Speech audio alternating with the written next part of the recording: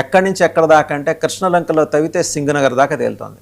సింగనగర్లో ఎక్కడ తేలిందంటే ఒక కానిస్టేబుల్ గారి ఇంట్లో తేలిందిట. అక్కడ ఉన్నారట నాగరాజు గారు. ఇవన్నీ టకారాలే. మరి నిర్ధారించాల్సింది సిఐడియా సిట్టా వాళ్ళు నిర్ధారించాలి.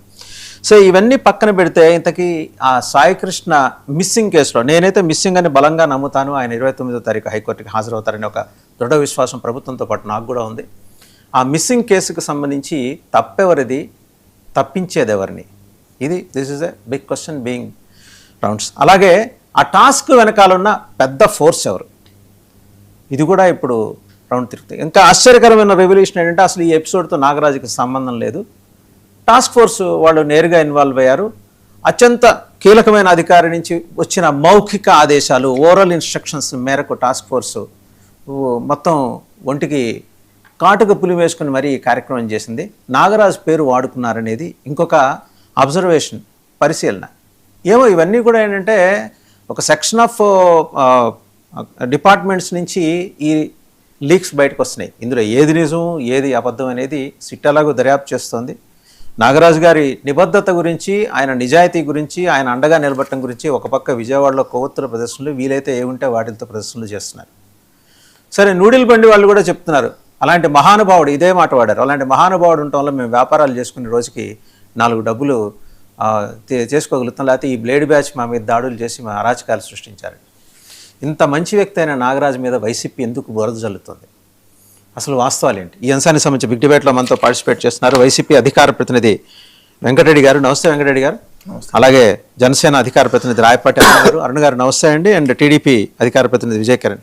వెంకటేష్ సింగళూరి గారు సీనియర్ న్యాయవాది, పొలిటికల్ అనలిస్ట్, వారు కూడా మరి కాసేపట్లో జాయిన్ అవుతారు. టు స్టార్ట్ విత్ అరుణ్ గారు, సిఐ నాగరాజు మంచి నిబద్ధత గల అధికారి. నిన్న విజయవాడలో పోటెత్తినాయి ప్రదర్శనలు ఆయన కోసం. మొన్నైతే కొవ్వొత్తులు, మొన్న ఈవినింగ్ కొవ్వొత్తుల ప్రదర్శన, నిన్నేమో నూడిల్ బండి వాళ్ళు, మొత్తం కృష్ణలంక అంతా పెరేడ్ చేసింది. ఇలాంటి మంచి ఆఫీసర్ మీద ఈ వైసీపీ వాళ్ళు ఎందుకండి ఇట్లా బురద జరుగుతున్నారు?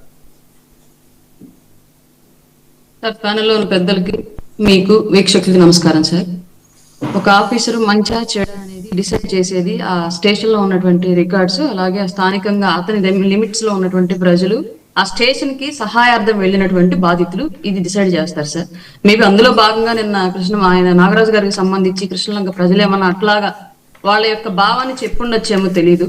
కానీ జరిగిన సంఘటన అనేది ఇందాక మీరు అన్నట్లుగా మిస్సింగ్ అనేటువంటి విషయం అనేది అది వాళ్ళ రాష్ట్ర వ్యాప్తంగా ఒక తీవ్రమైనటువంటి దుమారాన్ని రేపినటువంటి అంశంగా ఉంది. కాబట్టి ఖచ్చితంగా ఆయన మంచా చెడా అన్న తర్వాత విషయం, కానీ చట్టాన్ని అతిక్రమించేలాగా ఒక విషయం ఏదైనా జరిగితే ఖచ్చితంగా చట్టం తన పని తను చేసుకుంటూ వెళ్ళాలి. అందులో ఆఫీసర్ అయినా సామాన్యుడైనా అందరూ సమానంగా ట్రీట్ చేయాల్సిన అవసరం ఉంది. కాబట్టి వాళ్ళ గవర్నమెంట్ దాని మీద సిట్ వేసింది, దాని మీద ఎంక్వైరీ జరుగుతోంది. నాగరాజు గారు ఇందాక ఏదో కానిస్టేబుల్ ఇంట్లో తేలారని చెప్పేసి మీరు అంటా ఉన్నారు. నేను అనలేదండి, నేను మళ్ళీ చెప్తున్నా, నేను చాలా క్లారిటీ ఇస్తున్నా, నేను అనలేదు. విజయవాడలో ఇట్స్ గోయింగ్ అరౌండ్ ఆ మొత్తం అబ్జర్వేషన్స్ అన్ని నేను అనలేదు. గబాలను తోసేద్ది నా మీద. ఆట అన్నది నిజమే అయినప్పటికీ కూడా కానిస్టేబుల్ ఇంట్లో కాదు, సాక్షాత్ ఇంకా పెద్ద ఆఫీసర్స్ ఇంట్లో దాక్కున్నా సరే చట్టానికి తన ఆన్సర్ చేసుకోవాలి కంపల్సరీగా. జరిగినటువంటి మిస్సింగ్ ఎలా జరిగింది, ఎక్కడున్నారు, ఏంటిది నాకు అర్థం కాదు. ఏంటంటే ఇప్పుడు మిస్సింగ్ కేసుకి సస్పెన్షన్ వేయండి, పోనీ తప్పు లేదు, అది ఆయన దొరికేదాకా. హత్యాయత్నం కేసు ఏంటండి, ఏమన్నా అర్థం ఉంది అందులో? సార్, ఇప్పుడు సిట్ ఇచ్చేటువంటి రిపోర్ట్ ను బట్టే సెక్షన్లు బదలాయింపు కానివ్వండి, లేదంటే ఇంకా కొత్త పెట్టడం కానివ్వండి, తీసేయడం కానివ్వండి జరుగుతుంది. ఆల్రెడీ సిట్ వేశారు కాబట్టి మనం ఇక్కడ ఊహాగానాలు చెప్పడానికి మనకు రైట్ లేదని నేను భావిస్తున్నాను సార్. ఊహాగానం ఏం కాదు, అత్యాయత్నం కేసు పెట్టారు. నేనే ఊహాగానం చెప్పట్లా, పెట్టిందే చెప్తున్నాను. కేసు పెట్టారు, ఓకే సార్. సిట్ వేశారు కాబట్టి వాళ్ళు డిసైడ్ చేయాలి, నిజంగా హత్యాయత్నమా, నిజంగా మిస్సింగ్, నిజంగా లాకప్ డెత్, నిజంగా దాచేశారా, ఇవన్నీ కూడా ఇప్పుడు సిట్ రిపోర్ట్ రావాల్సినటువంటి అవసరం ఉంది. కాబట్టి అప్పటి వరకు మన సొంతగా చెప్పకపోవడం మంచిదనేది నా ఉద్దేశం సార్. ఎందుకంటే ఇది ఒక సెన్సిటివ్ ఇష్యూ కింద మారింది కాబట్టి, దాన్ని తీసుకెళ్లి కులం కోణంలో కూడా రుద్దారు కాబట్టి, దాన్ని తీసుకెళ్లి రాజకీయ కోణంలో కూడా రుద్దారు కాబట్టి, ఈ అంశం మీద సిట్ రిపోర్ట్ వచ్చేంత వరకు కూడా ఎవరు అత్యుత్సాహంగా మాట్లాడకపోవడం కరెక్ట్. బాధ్యతాయుతమైనటువంటి పదవుల్లో ఉన్న వాళ్ళనేది నా భావన. అంతే. మీకు కూడా వర్తిస్తుంది అది ముమ్మాటికి సార్. ఎవరైనా ఊహాగానాలు అనేవి ఏం మాట్లాడారండి? కాకినాడలో ఒక 20 ఏళ్ల అమాయక యువకుడు నవీన్ రెడ్డి అనే ఇంకొక అమాయకుడిని కత్తితో పొడి చేశాడు. అలాగే ఇంకోటి ఏంటి, అలా అదాటుని వెళ్తూ ఎవరో కనిపిస్తే రేప్ చేసేశారు, చిన్నపిల్లలు వదిలేయాలని మాట్లాడింది ఎవరండి? జగన్మోహన్ రెడ్డి గారు సార్. జగన్మోహన్ రెడ్డి గారు సార్ అవన్నీ మాట్లాడింది. ఒకసారి కాకినాడ మీటింగ్ లో ఎవరు మాట్లాడారు? కాకినాడకి అయితే జగన్మోహన్ రెడ్డి వెళ్ళలేదు నాకు తెలిసి. జగన్మోహన్ రెడ్డి గారు మాట్లాడినటువంటి అంశాలను వెటకారంగా ప్రస్తావిస్తూ ఎవరైతే పవన్ కళ్యాణ్ గారిని టార్గెట్ చేసి మాట్లాడుతున్నారో వాళ్ళని ఉదాహరిస్తూ మాట్లాడారు. అసలు ఆయన ఎవరు టార్గెట్ చేశారండి? జరిగిన అంశం గురించి మాట్లాడారు. ట్యాప్కి భుజాలు తడుకోవడం దేనికి? ఫర్ యువర్ కైండ్ ఇన్ఫర్మేషన్, మీరు కావాలి అంటే సోషల్ మీడియా నుంచి పోస్టులు కానివ్వండి, సోషల్ మీడియా తీసేసేయండి, ఏమొద్దు. వైసీపీ నాయకులు పెట్టినటువంటి ప్రెస్ మీట్లు, బిఫోర్ కాకినాడ మీటింగ్ వైసీపీ నాయకులు పెట్టినటువంటి ప్రతి ప్రెస్ మీట్ ని మీరు క్షుణ్ణంగా వింటే ఎవరిని అన్నారు, ఎవరిని టార్గెట్ చేశారు, అది కూడా రాజకీయంగానో పదవి పరంగానో బాధ్యత పరంగానో టార్గెట్ చేశారా లేదంటే కులం పరంగా టార్గెట్ చేశారా అని క్లియర్ గా తెలుస్తుంది. అసలు కులం ఎందుకండి నాకు అర్థం కాదు. ఒకే ఒక విషయం మీ నాయకుడు చెప్పిన దాంతో నేను పూర్తిగా ఏకీభవిస్తా. అసలు కులం ఎందుకు? నేరస్తుడికి కులానికి ఏమైనా సంబంధం ఉందా? కులం ఎందుకు? టాపిక్ మీరెందుకు దాన్ని బయటికి? వాళ్ళు ఏదో అంటారు, వదిలేయచ్చు కదా. 11కు ఉన్నారు వాళ్ళని పట్టించుకొని మీరెందుకండి వాళ్ళంతా పులి వేసుకుంటారు?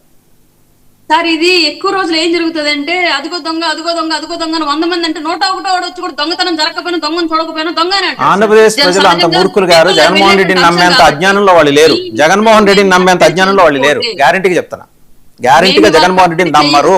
ఖచ్చితంగా ఇంకొకరు కూడా అలాగే పవన్ కళ్యాణ్ గారిని ఈ విషయంలో బ్లేమ్ చేసినట్టు అవసరం ఉంటది కాబట్టి ఖచ్చితంగా ఆ విషయాన్ని ఖండించాలి. అందులో తమాషా ఏంటంటే స్పందించాల్సిన హోమ్ మినిస్టర్ మాట్లాడరు, స్పందించాల్సిన డీజీపీ గారు మాట్లాడరు. పాప ఈయనకి ఏంటి సంబంధం? ఈయన ఎందుకు అనవసరంగా దాన్ని భుజాన్ని వేసుకుని సమాధానాలు చెప్పుకోవడం? ఈ క్వశ్చన్ మీరు వైసీపీ పార్టీని అడగాలి. మీరు ఎలా వస్తారు ఆయన దగ్గరకు? వస్తారు డీజీపీ గారిని, ఆమెను అడగరు. పవన్ కళ్యాణ్ గారిని ప్రతి విషయానికి ఎందుకు అడుగుతున్నారన్న మాట మీరు వారిని అడిగితే వారి నుంచి కరెక్ట్ గా ఆన్సర్ వస్తుంది. నేనండి ఆయన ప్రభుత్వంలో ఉన్నారండి, ఆయన బయట లేరు, అందుకని అడుగుతున్నది మిమ్మల్ని. ప్రభుత్వంలో ఉన్నారు కాబట్టి అడుగుతాం. అడగద్దంటే ఎట్లా? ప్రశ్నించే పార్టీ మీద మీరు ప్రశ్నించవచ్చు, ఇంకెవరు మిమ్మల్ని ప్రశ్నించకూడదు. ఎవరిని ప్రశ్నించాలో వారిని ప్రశ్నిస్తే కరెక్ట్ గా ఉంటుంది. సరే మీరే ఇవ్వండి. ఈ రోజు ప్రశ్నించాల్సిన వాళ్ళ జాబితా అని చెప్పి రిలీజ్ చేయండి, వాళ్ళనే ప్రశ్నిస్తూ కూర్చుంటాం.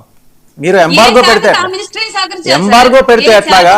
ఫలానా వాళ్ళనే ప్రశ్నించండి, ఫలానా వాళ్ళని ప్రశ్నించొద్దంటే ఎట్లా అండి? అరుణ్ గారు మీరు కూడా న్యాయంగా మాట్లాడండి. కానీ ఏ శాఖకి ఒక మినిస్టర్ ఉన్నారు, మీరు వారిని క్వశ్చన్ చేయాలి, కరెక్ట్ ఆన్సర్ వాళ్ళ దగ్గరికి వచ్చినప్పుడు వాళ్ళని క్వశ్చన్ చేస్తాం. అది కూడా ఉంది. బియ్యానికి ఒకటే మంత్రం చదవడం కరెక్ట్ కాదు రాజకీయాల్లోనూ అలాగే ప్రజాస్వామ్యంలోనూ అంటున్నాను నేను. అలాగే ప్రశ్నించే వాళ్ళని పర్టికులర్ ఫ్రేమ్ లో ఫిక్స్ చేయడం కూడా మంచిది కాదంటున్నా నేను. ఏ ఫ్రేమ్ లో ఎవరిని ఫిక్స్ చేయాలి సార్? ప్రశ్నించిన దానికి ఆన్సర్ చెప్పారు, మీరు అట్లా ఆన్సర్ చెప్పడం తప్పు అంటున్నారు. నేను అంటలేదండి, మిమ్మల్ని ఆన్సర్ చెప్పమనే అంటున్నా. నేను అన్ను ఆన్సర్ చెప్పారు ఆయన, అందుకే కాకినాడ వేదికగా ఆన్సర్ క్లియర్ గా చెప్పారు. ఆయనకు అవసరం లేదు, అది రెస్పాండ్ అవ్వాల్సింది హోమ్ మినిస్టర్ అంటున్నా నేను. హోమ్ మినిస్టర్ గారు రెస్పాండ్ అవ్వాలి, ఆవిడేం మాట్లాడలా కాబట్టి పవన్ కళ్యాణ్ గారు చెప్పారు. ఆయన ఇప్పుడు ఆయన ఏంటంటే వాళ్ళ బాధ్యత కూడా మీదే చూసుకొని చెబుతున్నారు. హోమ్ మినిస్టర్ గారు చెప్తారు కదా. విజయ్ కిరణ్ గారు కుల సంఘాల మీటింగ్లు పెట్టి మాట్లాడారు కాబట్టి చెప్పారు సార్. అసలు అంటే పవన్ కళ్యాణ్ గారు ఈజ్ అబౌవ్ కాస్ట్ అండి, కాస్ట్ అండ్ రిలీజియన్. దాని పైన చూస్తాం ఎవరైనా, ఎందుకంటే ఆయనకున్న క్యారెక్టర్ కానీ, ఆయన నిబద్ధత కానీ, నిజాయితీ కానీ ఆయన ఉన్నతంగా చూస్తాం. ఆయన ఎందుకు కన్ఫైన్ అయిపోతున్నారు అనే మాట దగ్గర ఇది సామాన్య జనం అడుగుతున్న ప్రశ్న అండి. అంటే ఓటు రాజకీయాలతో సంబంధం ఆయన్ని కన్ఫైన్ చేయాలనే ప్రయత్నంలో నేను కన్ఫైన్ అవ్వను అనేటువంటి క్లారిటీ ఇస్తున్నారు సార్. అది తాపకి ఎక్కర్లా ఒకసారి ఇచ్చారు ఆయన. రైట్. ఇప్పుడు విజయ్ కిరణ్ గారు మొన్న కాకినాడ సభలో పవన్ కళ్యాణ్ గారు మాట్లాడారండి. ఒకసారి అది చూద్దాం మీ దగ్గరికి వచ్చి. నేను మీకు చెప్తున్నాను ఈరోజు నా మాట చాలా శ్రద్ధగా వినండి. ప్రతి వైసీపీ గుండాగడికి చెప్తున్నాను ఈ మాట, ఆన్ కెమెరా చెప్తున్నాను. ప్రతి వైసీపీ గుండాకే చెప్తున్నాను, మీరు కనుక మా ఇష్టారాజ్యంగా చేస్తాం, భవిష్యత్తులో మేము వస్తాం, మా ప్రభుత్వం వస్తుంది నేను చెప్తున్నాను. For example, for an argument sake మీ ప్రభుత్వమే వచ్చింది అనుకున్నాం, తొక్కి నారా తీస్తాను మీకు చెప్తాను. గుర్తుపెట్టు, ప్రభుత్వాలు రావడాలు పోవడాలు ప్రజల చేతుల్లో నిర్ణయం ఉంటుంది తప్ప వచ్చినప్పుడు భయపడిపోయి. ఇప్పుడు మీకు చెప్తున్నా కదా, 3 సంవత్సరాలు ఉన్నాయి. 3 సంవత్సరాల్లో మీకు స్ట్రింజెంట్ యాక్షన్ నేను చూపిస్తాను, గుర్తుపెట్టుకోండి.